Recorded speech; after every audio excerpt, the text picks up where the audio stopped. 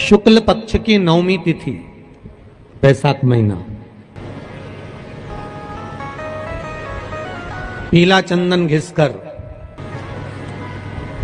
उस चंदन को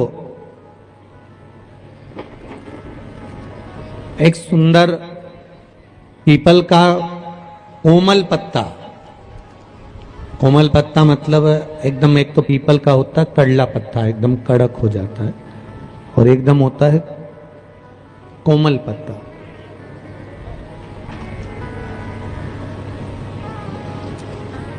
उस पीपल के कोमल पत्ते पर पीला चंदन घिसकर, जो वह चंदन होता है, उस चंदन को घिसकर उस चंदन को उस पत्ते पर रख ले। और महाराज उस पत्ते को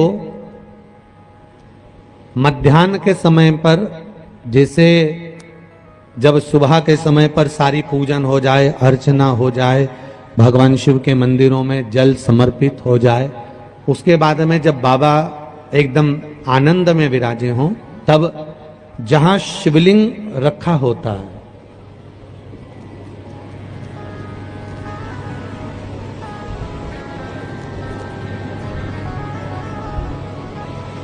जैसे ये शिवलिंग है और ये कटी भाग जहां शिवलिंग रखा हुआ है, इस कटी भाग पर जहां शिवलिंग रखा है उसके पास में ही 3 उंगलियों से चंदन का लेपन उस कटी भाग पर करना है।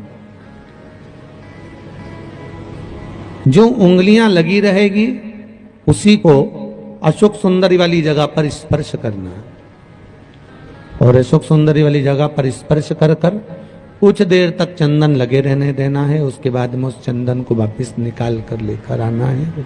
कटी भाग पर जो लगाया गया है उसको भी निकाल कर वापस लेकर आना है।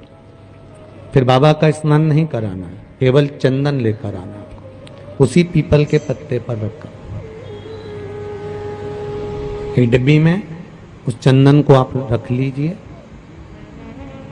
कुछ दिन जिसकी नेत्र ज्योति कमजोर है, चश्मा लग रहा हो, श्रवण शक्ति कमजोर हो, सुनाई कम दे रहा हो, उसके कंठ से इस ठोड़ी तक उस चंदन का तिलक लगाना प्रारंभ कर दीजिए, और नेत्रों के नीचे थोड़ा सा वो चंदन लगाना प्रारंभ कर दीजिए। लगभग 20 से 22 दिन तक आप उसका प्रयोग करिए, और एक रुद्राक्ष का जल शिव को समर्पित कर कर उस जल का आचमन करना प्रारंभ कर लीजिए। लगभग 22 दिन लगेंगे। धीरे धीरे फिर जाकर डॉक्टर को जांच करा लेना, नेत्र की ज्योति बढ़ना प्रारंभ हो गई है। पर विश्वास के साथ में, भरोसे के साथ में, क्योंकि सबसे मूल अगर कुछ है तो विश्वास मूल है। बीमारी डॉक्टर का पीछे ही नहीं छूट रहा हो तो शिव महापुराण, विष्णु पुराण और स्कंद पुराण में जो पुरुषोत्तम कथाओं का वर्णन किया गया है, एक आटे का दिया, उसमें 4 बत्ती, आटे के दिए में 4 बत्ती रखें, तिल्ली का तेल डाल लें, थोड़ा सा उसमें सरसों का तेल डालें।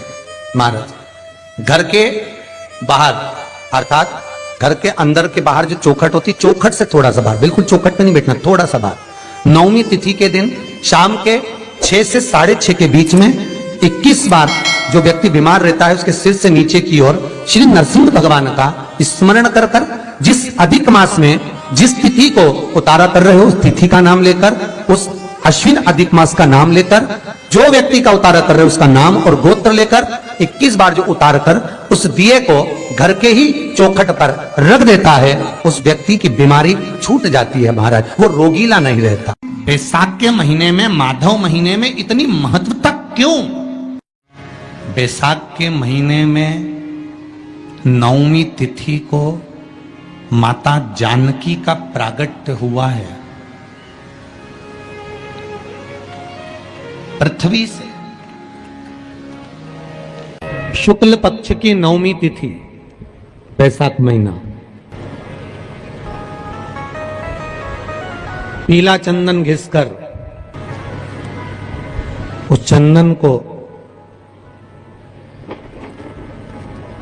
एक सुंदर पीपल का कोमल पत्ता, कोमल पत्ता मतलब एकदम, एक तो पीपल का होता है कड़ला पत्ता, एकदम कड़क हो जाता है, और एकदम होता है कोमल पत्ता।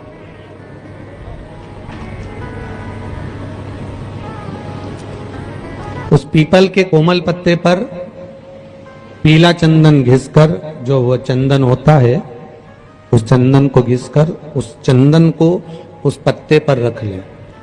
और महाराज उस पत्ते को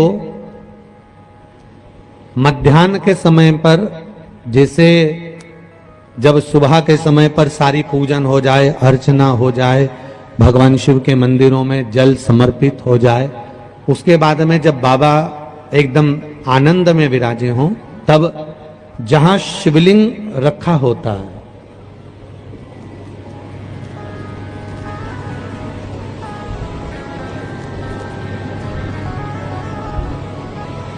जैसे ये शिवलिंग है और ये कटी भाग जहां शिवलिंग रखा हुआ है, इस कटी भाग पर जहां शिवलिंग रखा है उसके पास में ही 3 उंगलियों से चंदन का लेपन उस कटी भाग पर करना है। जो उंगलियां लगी रहेगी उसी को अशोक सुंदरी वाली जगह पर स्पर्श करना है, और अशोक सुंदरी वाली जगह पर स्पर्श कर कर कुछ देर तक चंदन लगे रहने देना है। उसके बाद में उस चंदन को वापस निकाल कर लेकर आना है। कटी भाग पर जो लगाया गया है उसको भी निकाल कर वापस लेकर आना है। फिर बाबा का स्नान नहीं कराना है, केवल चंदन लेकर आना है, उसी पीपल के पत्ते पर रखकर। एक डिब्बी में उस चंदन को आप रख लीजिए। कुछ दिन जिसकी नेत्र ज्योति कमजोर है, चश्मा लग रहा हो, श्रवण शक्ति कमजोर हो, सुनाई कम दे रहा हो, उसके कंठ से इस ठोडी तक उस चंदन का तिलक लगाना प्रारंभ कर दीजिए, और नेत्रों के नीचे थोड़ा सा वो चंदन लगाना प्रारंभ कर दीजिए। लगभग 20 से 22 दिन तक आप उसका प्रयोग करिए, और एक रुद्राक्ष का जल शिव को समर्पित कर कर उस जल का आचमन करना प्रारंभ कर लीजिए। लगभग 22 दिन लगेंगे। धीरे धीरे फिर जाकर डॉक्टर को जांच करा लेना, नेत्र की ज्योति बढ़ना प्रारंभ हो गई है। पर विश्वास के साथ में, भरोसे के साथ में, क्योंकि सबसे मूल अगर कुछ है तो विश्वास मूल है।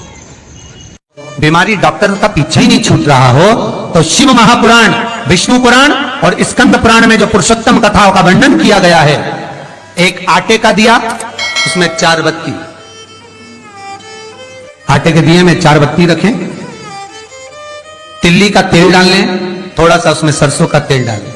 महाराज घर के बाहर, अर्थात घर के अंदर के बाहर जो चौखट होती, चौखट से थोड़ा सा बाहर, बिल्कुल चौखट पे नहीं बैठना, थोड़ा सा बाहर, 9वीं तिथि के दिन शाम के 6 से 6:30 के बीच में 21 बार जो व्यक्ति बीमार रहता है उसके सिर से नीचे की ओर श्री नरसिंह भगवान का स्मरण कर कर, जिस अधिक मास में जिस तिथि को उतारा कर रहे हो उस तिथि का नाम लेकर, उस अश्विन अधिक मास का नाम लेकर, जो व्यक्ति का उतारा कर रहे हो उसका नाम और गोत्र लेकर 21 बार जो उतार कर उस दिए को घर के ही चौखट पर रख देता है, उस व्यक्ति की बीमारी छूट जाती है महाराज, वो रोगीला नहीं रहता। बैसाख के महीने में, माधव महीने में इतनी महत्वता क्यों? बैसाख के महीने में 9वीं तिथि को माता जानकी का प्रागट्य हुआ है पृथ्वी से।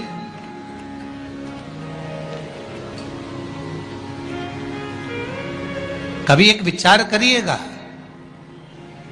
कि नरसिंह अवतार बैसाख के महीने में हुआ, कुर्मा अवतार बैसाख के महीने में हुआ, हयग्रीव अवतार बैसाख के महीने में हुआ, परशुराम अवतार बैसाख के महीने में हुआ, माता जानकी का अवतार बैसाख के महीने में हुआ। आखिर बैसाख के महीने में, माधव महीने में इतनी महत्वता क्यों?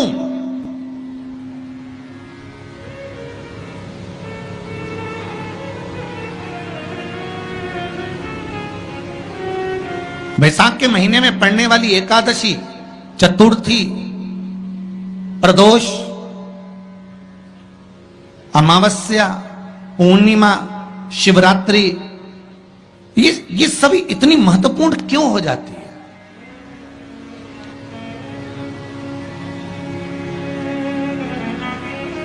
इसकी महत्वता इतनी प्रबल क्यों हो जाती है? किस लिए? क्योंकि बैसाख का जो महीना पड़ता है, सूर्य की संपूर्ण तपन, सूर्य देव अपने पूर्ण तेज के साथ में, पूर्ण तेज के साथ में मृत्यु लोक के निवासियों पर, चाहे जलचर हो, थलचर हो, वायुचर हो, चाहे जो जीव हैं, उस पर जब किरण फेंकते हैं तो संसार का जो मनुष्य है उस पर जब ताप पड़ता है तो ताप पड़ने के कारण उसके मुख से भगवान का नाम निकल ही जाता है, स्मरण नाम निकल ही जाता है। जब उसके मुख से भगवान का नाम निकलता है तो वो भगवान की शरणागति खुद ग्रहण कर लेता है, स्वयं शरणागति ग्रहण कर लेना। बैसाख की पोथी पढ़ते हो आप लोग? आप में से अगर कोई पढ़ता हो बैसाख महीने की पोथी, तो उसमें एक वर्णन आता है, उस बैसाख के महीने में मात्र अगर 5 बेलपत्र, ओम नमः शिवाय, श्री शिवाय नमस्तुभ्यम। स्वागत है आपका शक्ति आस्था चैनल पर। दोस्तों, आज हम बात करने जा रहे हैं मंगलवार नवमी तिथि के उपाय के बारे में। मंगलवार नवमी तिथि के दिन यह उपाय जरूर करें दोस्तों। पूज्य गुरु पंडित प्रदीप मिश्रा जी ने इस कथा में बहुत ही सरल विधि द्वारा इस उपाय को बताया है। तो दोस्तों, इस उपाय को ज़रूर कीजिएगा, और उपाय अच्छा लगे तो कमेंट बॉक्स में हर हर महादेव, श्री शिवाय नमस्तुभ्यम जरूर लिखिएगा दोस्तों। बोलिए हर हर महादेव।